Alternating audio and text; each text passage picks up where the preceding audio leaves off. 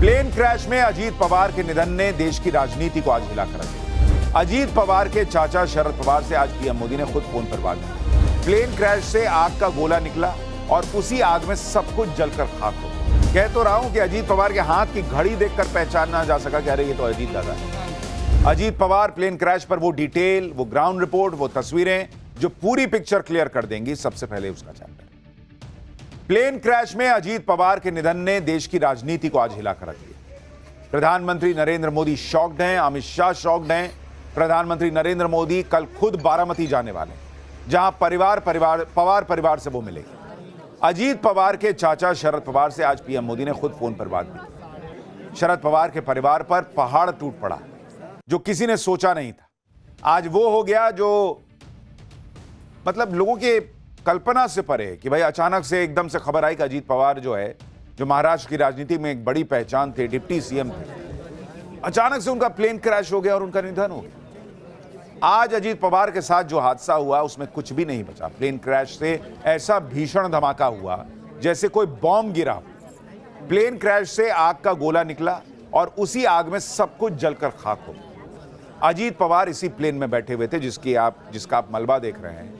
मतलब परखच्चे उड़ गए हैं प्लेन। अजीत पवार की पहचान भी हुई तो उस घड़ी से जो घड़ी वो पहनते थे। बाकी जिस जगह पर हादसा हुआ वो जगह आप देख लीजिए, पूरा प्लेन जलकर खाक है। सिर्फ पीछे का कुछ हिस्सा बचा है, जिसे प्लेन की टेल कहते हैं, बाकी कुछ बचा ही नहीं। कह तो रहा हूं कि अजीत पवार के हाथ की घड़ी देखकर पहचाना जा सका कि अरे ये तो अजीत दादा है। अजीत पवार के बारे में जैसे ही ये खबर आई, हर तरफ खलबली मची। शरद पवार का पूरा परिवार फूट फूट कर रोने लगा। शरद पवार के परिवार में ये अजीत पवार ही थे जिन्हें शरद पवार की तरह सियासी समीकरण साधने में माहिर माना जाता था। अजीत पवार ही थे जिन्होंने नरेंद्र मोदी की ताकत समझकर एनडीए में आना तय किया था, और वो भी अपने चाचा शरद पवार से लड़कर। अजीत पवार की यह समझ सही साबित हुई जब नरेंद्र मोदी ने तीसरी बार लोकसभा चुनाव जीता और इसके बाद महाराष्ट्र जीतकर सरकार बनाई, जिसमें अजीत पवार को डिप्टी सीएम बनाया गया। लेकिन अजीत पवार का प्लेन क्रैश में निधन जितना शॉकिंग है, उतना ही शॉकिंग है इंडी गठबंधन की पॉलिटिक्स, जिसे अजीत पवार के प्लेन क्रैश के पीछे साजिश दिखने लगी है। मतलब अभी अंतिम संस्कार भी नहीं हुआ है और इंडी गठबंधन इसमें साजिश का एंगल ले आया है नरेंद्र मोदी के विरोध के चक्कर में। अजीत पवार के प्लेन क्रैश को 6 घंटे भी नहीं बीते थे, उससे पहले इंडी गठबंधन प्लेन क्रैश में साजिश की थ्योरी ले आया। ममता बनर्जी को अजीत पवार के प्लेन क्रैश में सियासी साजिश नजर आ रही है। ममता बनर्जी शक जता रही है कि मोदी सरकार हादसे की सही जांच नहीं करवाएगी, इसलिए सुप्रीम कोर्ट जांच करवाए। इसी तरह अखिलेश यादव, कांग्रेस पार्टी के नेता, भी हादसे के पीछे साजिश का एंगल ढूंढने लगे। आज पाठशाला में इस प्लेन क्रैश की पूरी पड़ताल करेंगे। ममता से लेकर अखिलेश के साजिश के आरोपों का सच क्या है आपको बताएंगे।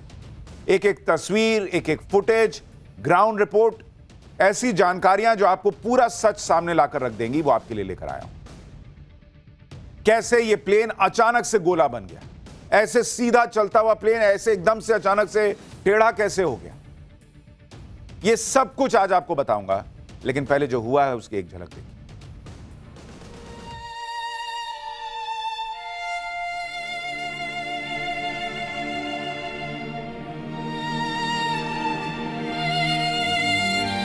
आठ 8:50 पे प्लेन क्रैश हुआ तो इतना बड़ा धमाका और उसको आग लगी कि जिसमें पूरी तरह से 6 लोग जगह पे ही खत्म हो गए।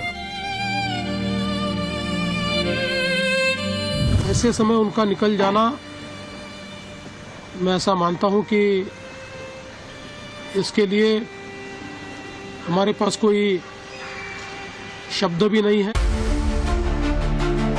बहुत ही आज महाराष्ट्र के लिए एक काला दिन कहूँ, एक दुर्भाग्यपूर्ण घटना कहूँ, एक दुखद घटना कहूँ। तो एक बार को ये बात तो साफ होनी चाहिए कि आखिरकार ये घटना क्यों हुई। ये तो जो प्लेन था, छोटा प्लेन, वहाँ पर ऐसा हुआ क्यों, इसकी जांच तो होना ही चाहिए।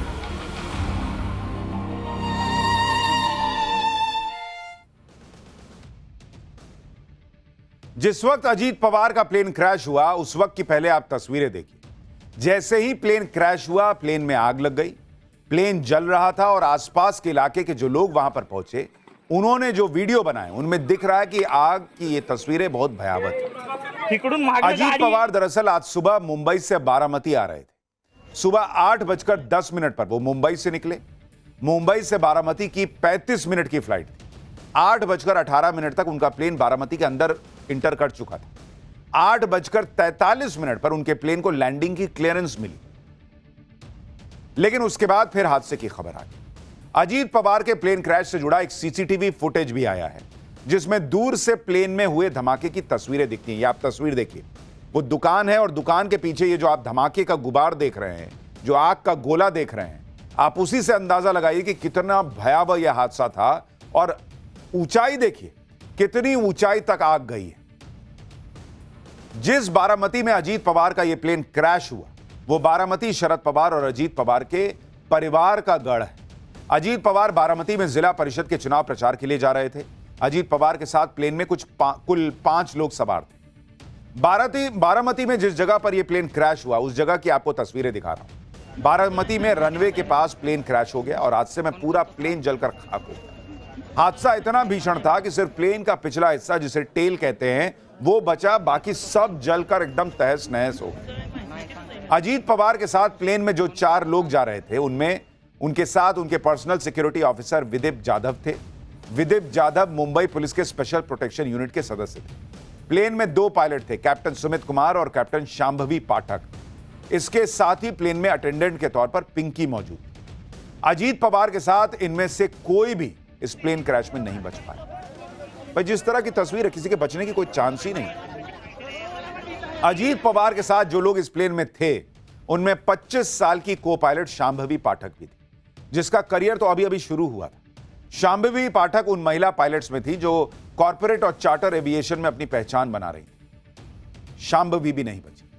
आप सोचिए, जिस वक्त महाराष्ट्र ने एक बड़ा नेता खो दिया, जिस वक्त एक परिवार ने अपनी पायलट बेटी को खो दिया, जिस वक्त 5 परिवार शोक में डूबे हुए हैं, अजीत पवार के निधन के साथ महाराष्ट्र में बड़ी संख्या में उनके बारामती में समर्थक जुट रहे हैं, उस वक्त इंडी गठबंधन इस प्लेन क्रैश पर साजिश का एंगल लेकर आ गया नरेंद्र मोदी को घेरने के चक्कर। ममता बनर्जी ने तो कह दिया कि अजीत पवार तो बीजेपी का साथ छोड़ना चाहते थे, ऐसे में हादसे की सुप्रीम कोर्ट की निगरानी में निष्पक्ष जांच होनी चाहिए। वो तो यहां तक बोल गई कि बाकी एजेंसियों पर उन्हें भरोसा नहीं है क्योंकि सब बिक गई हैं। अखिलेश यादव ने भी ममता बनर्जी की हां में हां मिलाने में देर नहीं लगाई। एक बार ममता बनर्जी और अखिलेश यादव को सुनिए, कैसे इनको हादसा होते ही साजिश का एंगल दिखने लगा है, क्योंकि इनको नरेंद्र मोदी को किसी तरीके से लेके आना है इस कहानी में। बाकी मैं सच्चाई आगे बताऊं। I came to know that from social network that somebody from other party, they gave a statement that Ajit Pawar is willing to leave the BJP. And now what happened today? I need proper investigation under the supervision of Supreme Court. Only we have the trust on Supreme Court, no other agency. All the agencies are being totally purchased.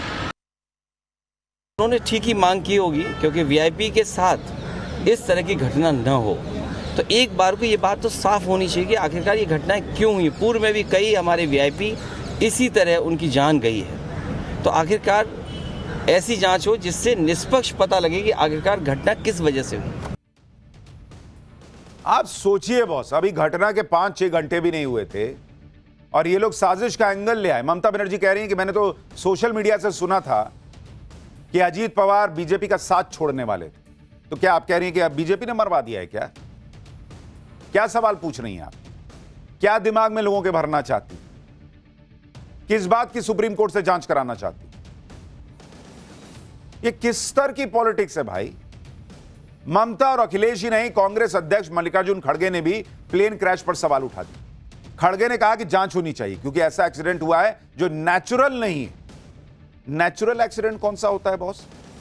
Naturally कौन सा accident होता है? सारे accident unnatural ही होते हैं, हादसा होते हैं भाई, कुछ ना कुछ ऐसा होता है कि घटना होती है। आप सुनिए मल्लिकार्जुन खड़गे को एक बार। तो होना चाहिए क्योंकि ऐसा एक्सीडेंट हुआ है जो अननेचुरल है, तो भाई सेफ्टी को लेकर बहुत कंसर्न अब क्या है, मोरलेस सभी लीडर्स बोलिए या अर्जेंट काम के लिए सभी लोग जाते हैं और इवन दूसरे कॉरपोरेट वाले भी जाते हैं जी। लेकिन ऐसा हर जगह होना, एक तरफ तो बड़े बड़े जहाज भी, अहमदाबाद के भी बहुत बड़ा एक्सीडेंट, ये तो जो प्लेन था, छोटा प्लेन, वहां पर ऐसा हुआ क्यों, इसकी जांच तो होना ही चाहिए। इंडी गठबंधन में करीब करीब सभी नेता ये माहौल बनाने में लगे हैं कि प्लेन क्रैश में कोई ना कोई साजिश हो सकती।